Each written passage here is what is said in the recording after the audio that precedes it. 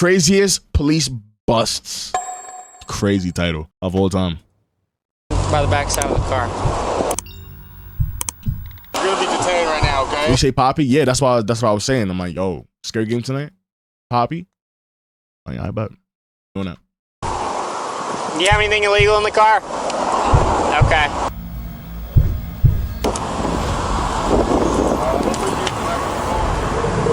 What the fuck? The majority of stops that cops make are simple and routine, but sometimes a simple stop can lead to some of the most shocking discoveries ever made. Jesus.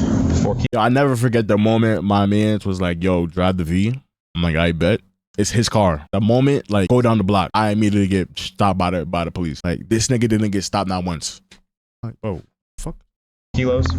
From busting $500,000 worth of illegal substances to discovering a missing body in a car, here are 4 of the craziest unexpected police busts of all time, starting with a stop that ended up saving multiple lives. There's a fucking bomb in the back of that car. On January 24th, 2022, a Walmart employee notified cops that a woman had stolen $300 worth of Legos from their store.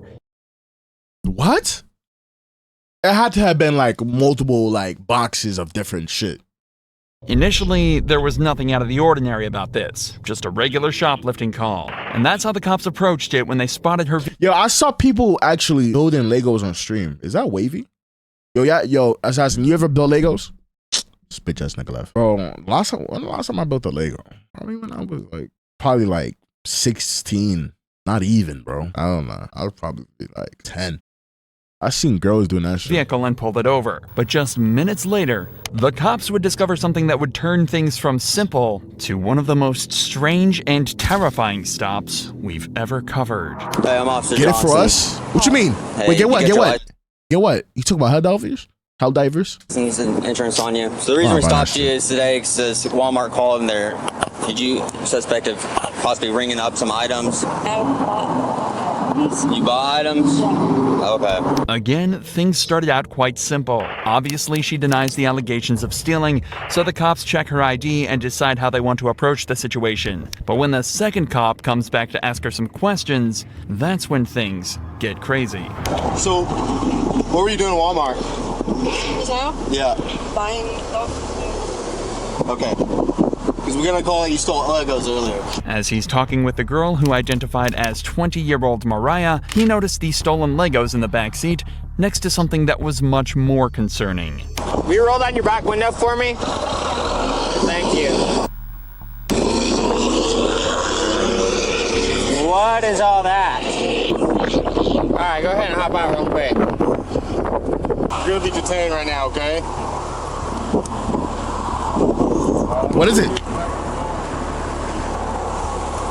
Bro. Yeah, go ahead and secure her. There's a fucking bomb in the back of that car. What, nigga? Like, a bunch of fireworks strapped together with like metal and shit and wrapped around. Explain to me what that device is in the back of your car that looks like a bomb. My boyfriend made it. Okay, sit tight. As the cop said, he spotted what appeared to be an explosive device in the backseat of the car, right next to the stolen Legos. Things just went from 0 to 100 instantly, especially as the girl says she's been arrested multiple times before and that her boyfriend is allegedly involved in this as well. And things only become more concerning when they look more closely at the device and see exactly how it's constructed. Can you start a supervisor out here? It looks like there's some sort of explosive device in the back of the car that someone has built. It's got like 4 big ass fireworks, big old screws and shit all within that, and then it's got like a bunch of stuff wrapped around it. It's definitely made to cause some damage when it goes off. Yeah. Even though the cops are fairly certain it's not set to explode remotely, they still have to take every precaution to protect the public, and so shut off the roads around the vehicle as quickly as possible. Then it's on to the next most important task: finding out exactly who made it and what they were planning to do with it. All she said is that her boyfriend made it. So we probably want to figure out who boyfriend is and if there's any more at his house, maybe. So what's the deal in the back of your car? You said your boyfriend built it? I honestly have I don't know nothing about fireworks except for fireworks. I mean. Okay. What's your boyfriend's name? Zane. Zane? Yeah. Okay. When did he make that? Or Like, yes, a couple days ago. okay. Do you know why he made it or anything? He just made it because he said he wanted to make it. She was then asked to call her boyfriend, who arrived on foot soon later. If you think things are strange already, just wait until you see how he behaves. What's up, bud? What's your name? Zane Bennett. Okay, Zane, come over here and hang out for a second. What's up? Do you have any ID on you? My girlfriend had it on her. Okay. Notice that the very first thing Zane asks is if he can get his car back. He wasn't told why he had to come to the scene, but it's obvious he's aware of exactly what's in that back seat, and is desperate to figure out a way out of this. Where'd you come from? My friend had brought me up here. So you're not on arrest, Boots, but I'm going to detain you real quick because we got some things we got to talk about. So man, I'll just cut to the chase, and I'll tell you why we have like all this shut down and everything. Right. Is it has to do with the little device you've made. It looks like some fireworks tied together, some nuts and buds to it. So that's why we have this all shut down, because it's kind of our protocol is it looks like an explosive device. You know, is it like active? Is it like volatile to where if it falls, breaks, is it going to go off? It's literally just fireworks. Like if you take it apart, it's a bunch of little fireworks. With Zane in the backseat being questioned, tensions were high as they tried to figure out exactly what he was going to do with the weapon. But strangely, the only person who didn't seem nervous was Zane himself, and the reason why is even more perplexing than anything else in the whole case. So yeah, he said he's just out he was going to do some redneck stuff today, and he was going to take it out and blow up some watermelons with it. He said it's a couple of fireworks tied together. You have to light it like a normal firework. And he said, I just wanted to see what the stuff I taped to it on the outside would do if I lit it by a watermelon. All the screws and everything. Yeah, I said, were you trying to use it as a weapon? Were you going to, go do anything today? He goes, no, I was just going to blow up some watermelons.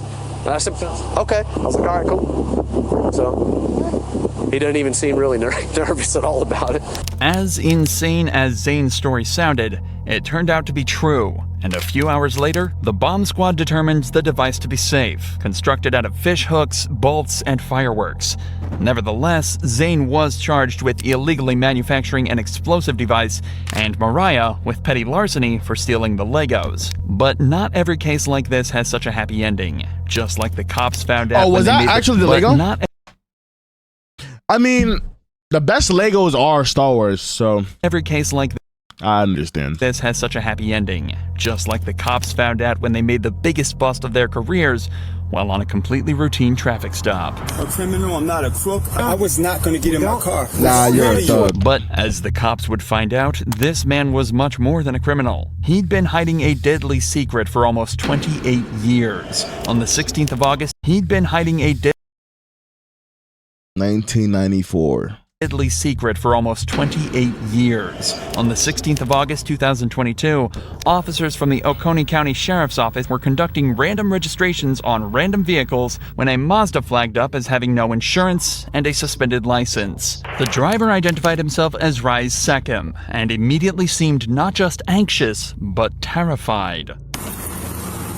What's your last name? Sechem. Sechem, okay. Alright, I'm gonna have you go and step out the vehicle for me. Alright, so here's what's gonna happen, Sechem, okay? Unfortunately, I'm gonna have to place you into custody today, okay? You're gonna have to go down to jail. Oh no. You gotta get booked in, they're gonna take your fingerprints and picture, and you'll get a bond.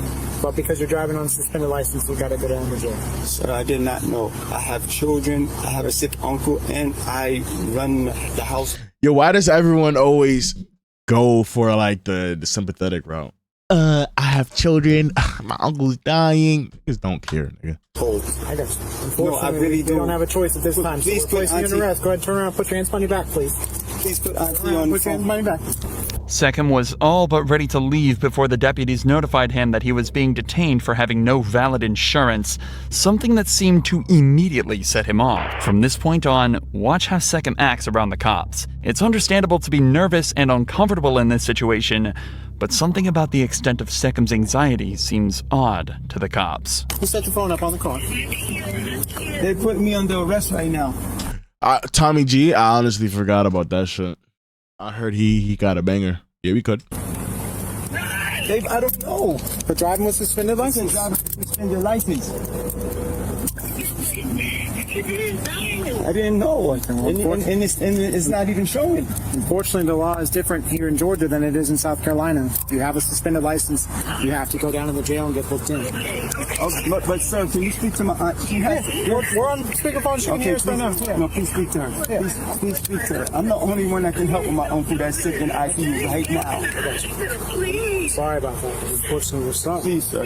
Please, sir. We're going to walk you to my partner's car. Come on. Sir, please, my aunt is old. She's 80 years old. Sir, please. Do you have anything on I you will that's not. gonna I swear, you can. Please check me. Okay. Please check everything on you. I'm going to search you incident to arrest.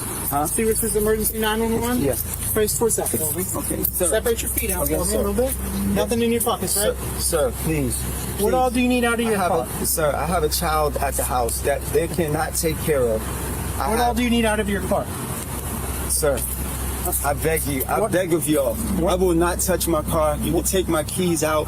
The only crime Sekim has committed is driving without the valid insurance and license necessary. This is not a major crime by any means, and could be punishable solely by a small fine and a short ban from driving. It's not the end of the world for Sekim, and the cops are trying to communicate that to him. But nothing seems to calm him down, and the officers start to get suspicious. Sir, I do for my entire family. Okay. Well, Do you know I don't have a choice here, man. I'm telling you that. I told you I was not going to get in my car. I swear to you, I wasn't going to get in you my have a car. suspended license. You're driving a car without insurance. You've got that taken care of. I've been doing it every you got day. Suspended registration. You have to go down to the jail and get booked in. Just take your photograph. They're going to take your fingerprints. They'll give you a bond amount, and you can bond out, and then you can get on the way up to the hospital. But you can't drive. Sir, So have a seat for me, please. Okay, may I speak after you? Have a seat for me, please. Are you going to Sit down, and then I'll listen to you.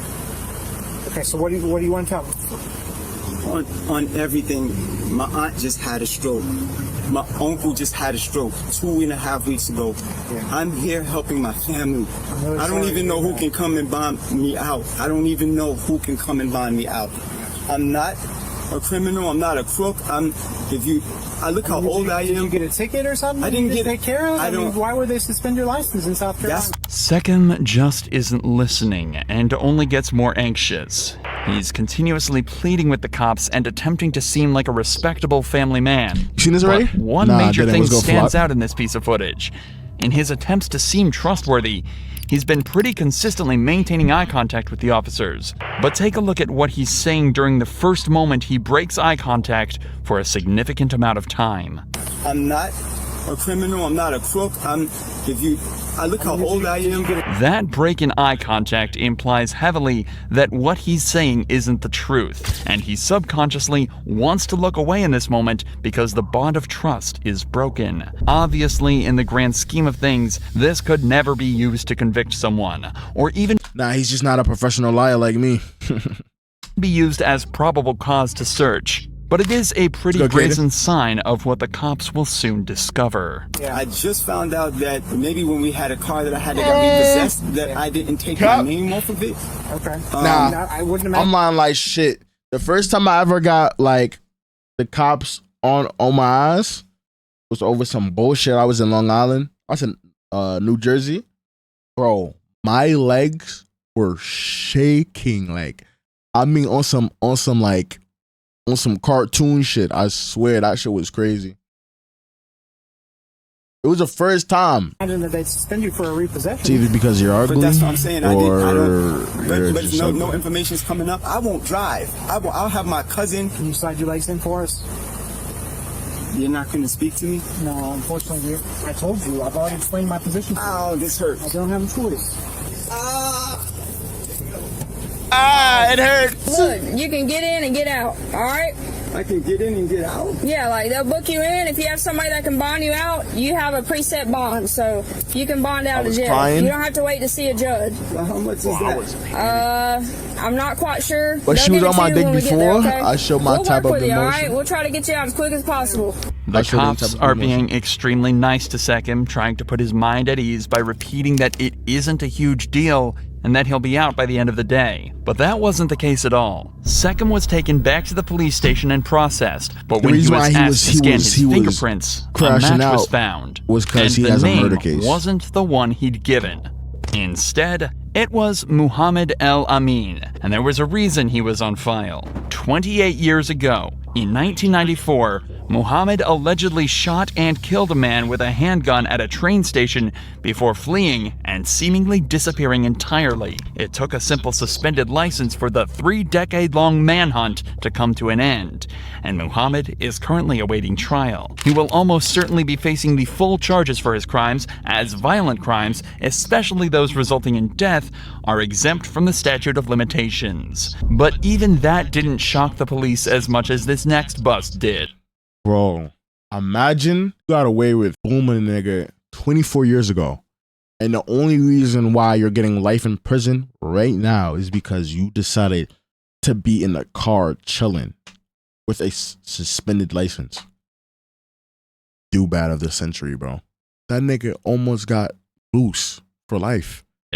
When cops discovered almost $1 million worth of narcotics given away by a simple tinted window. These cops noticed a red SUV driving on the highway in Florida with windows that seemed too dark to be legal, so they pulled it over with no idea exactly what they were about to uncover. Driver, can you roll down your back window, please? Thank you. Is this your car? Okay. Any issues with your driver's license today? Well, yeah, other than being lost, suspended or anything else like that? Okay. The woman identified herself as 27-year-old Elizabeth, and she said she was on her way back from a trip to Texas where she had lost her license. Everything seemed mostly fine, though. Her insurance was in check, and she had the rest of her documents with her, so things should have ended at the window tint check. Yes, the reason why I'm stopping you is your side window tint, which I'll check here in just a minute. Is that something that you had done or something you bought the vehicle with? Yeah, unfortunately, even though you may purchase a vehicle with a window tint already on it, as the owner and the operator, you are responsible for whatever equipment is on the vehicle. Same concept as if you buy a car with a bad headlight or tail light or brake light or cracked windshield or bald tires or something like that. I'm going to measure them here in just a minute with my 10 meter. Can you raise up your back window about halfway? I don't know if you can see that or not, probably not, but your back window is coming in at 2% light transmitting. In Florida, the lowest you can have a window tint on the rear windows is 15%, and Elizabeth's are coming at 2%, meaning that barely any light can pass through from the outside. So she was asked to step out of her vehicle so the cop could take her information and write her a ticket. This is when a second officer arrived on the scene with a canine for a quick free air sniff around the car. Since when they... What? Bro, since when they do that? This is Florida? This, too, is fairly routine and more of a formality than anything in this case. That's barely... Bro, what? I've never seen that a day in my life. Like, what type of metagaming shit is that, bro? I've never seen them bring out a canine. What? They certainly weren't expecting the dog to alert, suggesting that there were drugs inside the car. Hey, Miss Espinosa, any reason the canine was brought to your vehicle? Okay, all right. Well, train police came... Mind you, they said there's $1 million worth of drugs in that shit. Canine is alerted to your vehicle, so we're going to need to check it just to make sure there's nothing in there that shouldn't be. Okay. You're not under arrest, but you are going to be detained. Detained means that you're not free to go right now. Okay? Look like she don't know. Just have a seat. $1 million. For me, please. It's just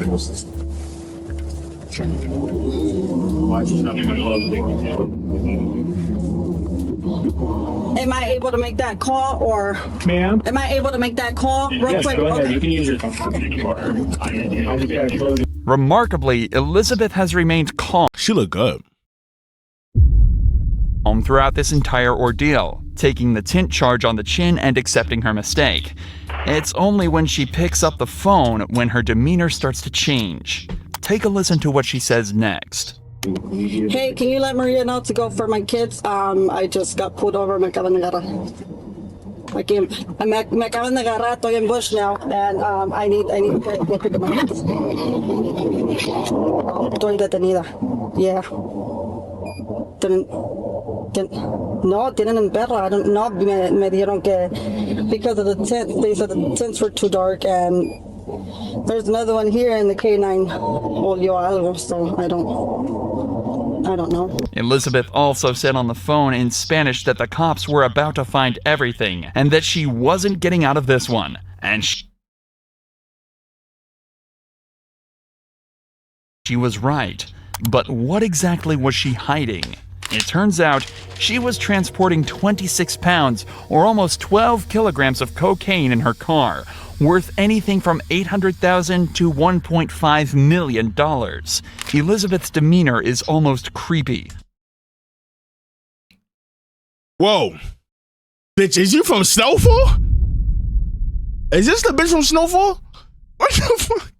On the phone, she bluntly states how they're going to find everything, but to the cops, she's calm, collected, and compliant.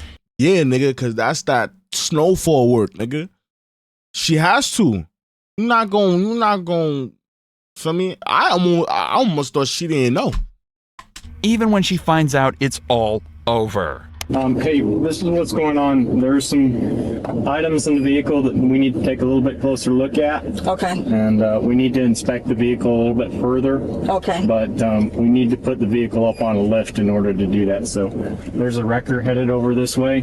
Okay. And there's his business is just right up here at the next exit just north of us. Okay. After the vehicle was fully searched and all the cocaine recovered, she was prosecuted and sentenced to 24 months in prison, followed by 36 months supervised release. But given the amount of— That's not bad. That's not bad for a woman. What? Nigga, that's not bad. She Gucci. Yo, she Gucci. The fuck? Nigga, she Gucci. The fuck? Wait, how much? 54 months in prison, followed by 36 months supervised release. 36 months. So she was on the monitor for 36 months. It's not bad, nigga. Supervised release. But given the amount of product she lost, she's got a lot more to worry about than just the cops. Oh yeah, she's gonna get tanned. Yeah, she's done. Yeah, she's done. She's done. She got a good lawyer? Shit. But even this isn't the most insane thing that police can come across in 24 months of 12 kilograms of cocaine. How? She definitely had a good lawyer. Or she had that kingpin. She had that kingpin treatment. Traffic stops. So many criminals seem to forget about smaller crimes while they're on a big job. And that's exactly the mistake this man made that led him to a murder charge. On July 29, 2020, a Louisiana cop pulled over a vehicle speeding on the highway. It started just the same as any other traffic stop, but a search of the vehicle uncovered something horrifying. Sarge, there's a dead body in the trunk. Not only was Mitchell going almost 20 miles an hour over the speed limit, but he didn't even have a driver's license. Do you have your driver's license? No, sir. Do you have a driver's license? No, sir. This charge alone could net him fines of up to $500 and 6 months in jail, not to mention the fines from the speeding ticket. But unbeknownst to the cop, Mitchell will be going back with more than just a speeding ticket. Is there any weed in the car, man? Don't stop. Step here. Is there any weed in the car? Yes or no? Just a doobie in the ashtray, like. Okay. Other than that, anything else? Nigga said a doobie. What y'all be calling y'all spliffs? In New York, we call them spliffs. I don't really call them blunts for real. I heard niggas be calling it a doobie, a stick. What y'all be calling it? Where y'all from? When did you puff last? Be honest. Because I'm a drug recognition expert. About an hour ago. The cop is looking to get Mitchell. Crack pipe, nigga, huh? I'm talking about what you call y'all spliffs, or what y'all call y'all joints, whatever. On more than just a DUI charge. An 18-year-old speeding in a car like this that stinks of weed tells the cop that there may be something deeper to this traffic stop than a kid going too fast. But before he asks to search the vehicle for any other drugs, Mitchell starts to act increasingly suspicious. All right, where are you headed right now? I was headed back home. Where's home? What's your address? No, stop. Come here. Where do you live? It's easy. It's easy to answer this. Where do you live? You don't know how to drive to your house? I was coming from there, how I got lost. So what's the address? You don't know your address? No, sir. Okay, come back here. Can I take a look at your car? Yes or no? Yes, sir. Mitchell has now consented to the search of his vehicle. Camaro, okay. The cop is realistically only searching for weed and any other drugs possibly in the car, but he has no idea what he's actually about to find. A search of the front seats turned up nothing, but upon examining the outside of the car, the cop discovered multiple bullet holes across the left side of the vehicle. The cop discovered multiple bullet holes across the left side of the vehicle.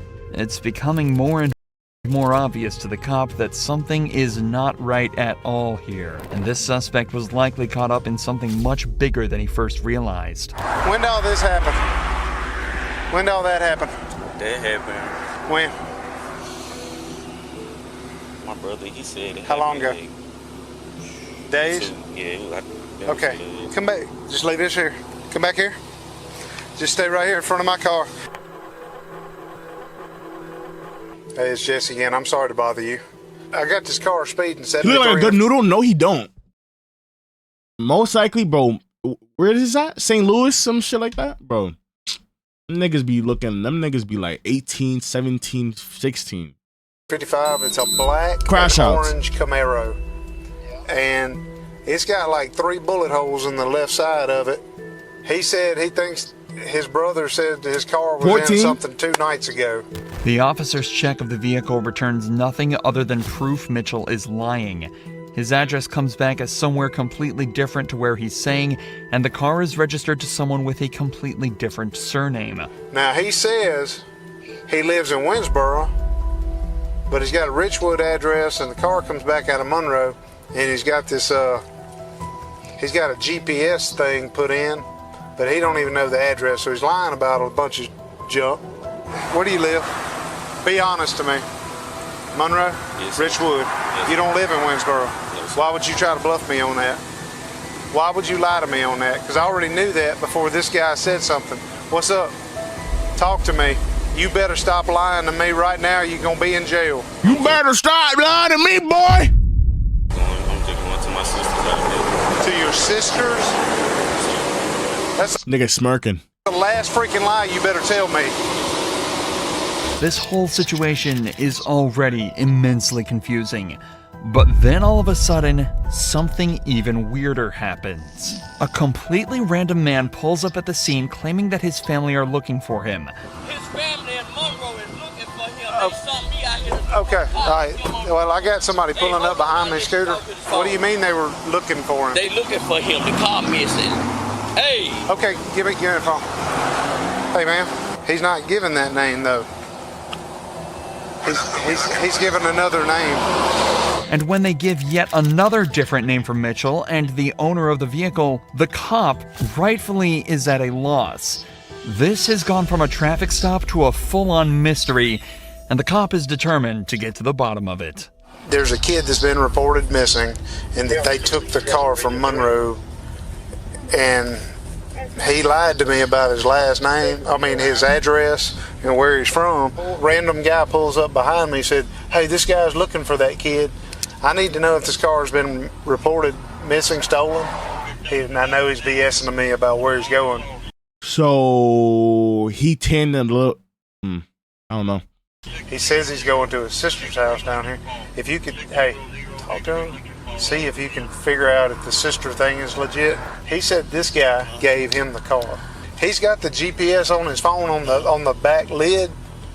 He said that's where he's going, and I knew he was lying then. Slowly, things are starting to become more clear. If Mitchell is telling the truth, it seems as though his brother is letting him drive a car that he stole from the original owner. but that still doesn't explain the bullet holes, why Mitchell lied about his address, or why the random man appeared looking for him knowing he was driving that vehicle. But now on top of all of that, the cop has also just been told over the radio that there's a missing person report hidden amongst this mess. What I'm being told is that the boy who gave him permission to use the car is missing. So he's lying his ass off. Go looking for the person who owns the car, find out that the son of the owner of the car is missing, and now we got bullet holes all in the car. I got you. So something's bad. This little nigga crashed out, was probably ordered to tan the nigga that owns the car and has the body in the car. The only thing he lied about was his address in Winsboro. If he's knows something about this boy that's missing, there's bullet holes, I'd like to at least, I guess I'll do as much good contacted as I can. A few more calls are made, and it turns out the missing person is Michael Robinson. Wait, say it again. This little nigga had to have been ordered to go do a drill on the nigga that is a missing person that owns the car, and he's in the car, the body. Alleged brother of the boy at the scene, and the man who gave him permission to be driving the car today. However, it's still unclear who owned the car in the first place, but the cop decides to forget about that for a moment and examine the vehicle a second time now that backup has arrived.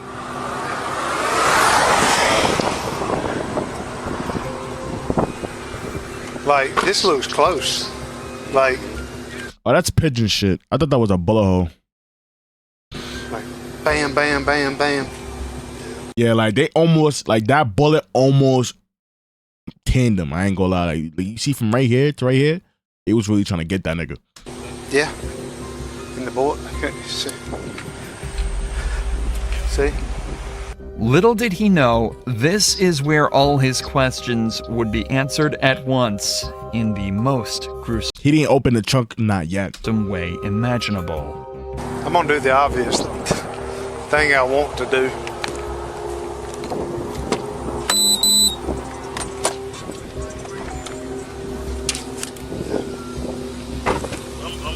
Hey.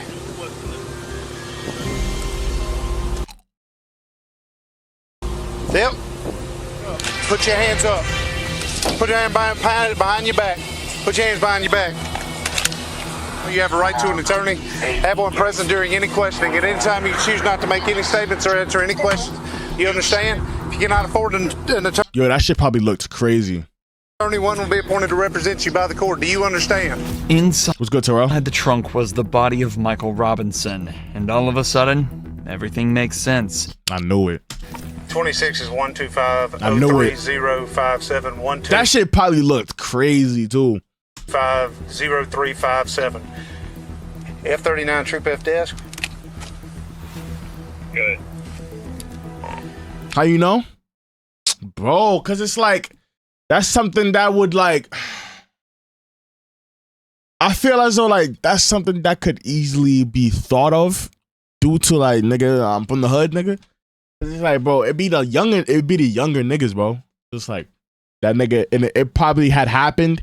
Like it probably had happened on some nighttime shit, and he was driving, but his dumbass didn't realize he's over here doing the dash because of the adrenaline. So most likely happened around like 5 a.m. probably or some shit like that. Most likely was either he most likely was told to do that, or he was told to take the nigga. I don't know, bro. With the stolen V and they found the body, I honestly don't know. Because if you really think about it, it's like, nigga, like this, like they one of his big homies telling him to kidnap the nigga. Like he was most likely kidnapped. Nah. There's just no, I don't know. I honestly don't know. Because it's like, nigga, the nigga's dead. So what was the point of putting him in your trunk if not to dump the body? He was most likely going to dump the body. And yeah, so this is what it was, right? That nigga, whatchamacallit? One of his big homies told him to go handle that late night, cause you know, a lot of drills are done late night.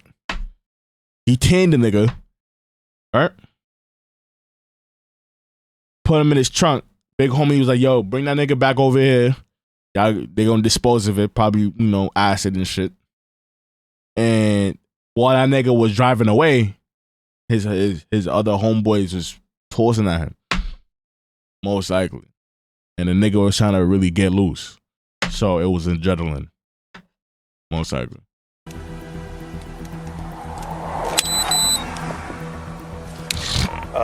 Need a supervisor out here. And then stole the nigga car. Cause it's like, nigga, it's a Camaro. Camaros look fire. All right, I get the guy out. He's super nervous. He lies to me about his address. He's got no driver's license. He says he's going to his house in Winsboro. It's a crash out. Well, I find out he lives in Richwood. I pop the trunk. Sarge, there's a dead body in the trunk. A track? Okay, so I'm not. We blocked. A track sounds like a lot. Blocked in front of the car and behind the car. We've shut the trunk. I have Franklin Parish Sheriff's Office with me. We're at 82. Okay, we're not. We're done. It turns out Michael Robinson wasn't related to Is it Mitchell on at YouTube? all. Instead, he was merely an unintentional casualty of an armed robbery Mitchell was part of earlier. Who is that? See, it was a robbery. Who is that? Who is who? That's Mike. That's Mike. How did 1 Mike minute. get there? Tell me. It wasn't me, man. It was. I just hit him, bro. I did. You just hit him? I did. In the mayhem of the robbery, Mitchell shot who is who? all. Instead, he was merely an unintentional casualty of an armed robbery Mitchell was part of earlier. Who is that? Who is that? That's him. Who is who? That's Mike. That's Mike. How did Mike get there? Tell me. It wasn't me, man. It was. Okay. I just hit him, bro. I did. You just hit him? I did. In the mayhem of the robbery, Mitchell shot Robinson multiple times with a handgun before loading him into his trunk and driving him away to Winsboro to dump the body. But of course, before he could make it, he was pulled over by the officer for speeding. Michael Mitchell is being charged for the armed robbery and the second-degree murder of Michael Robinson. Mitchell is currently awaiting his trial, but is expected to be sentenced to life behind bars. Nigga did the mission incorrectly. Gotta remain calm. He's a dumbass nigga. Because around that time, there's no stench from the body yet. It doesn't deter. It doesn't. For me, he baited. Now you wrong. I'm wrong. That's his homie. Nah. Okay. W video. Started with none, got none for free. So you ain't getting none from me. I'm married to denim, deal for the feet. In the trash spot, pushing the P. In the floor, see dropping the G. 100 Glock TP, geek on the beat. Yeah, look. Those who don't hear him is fair.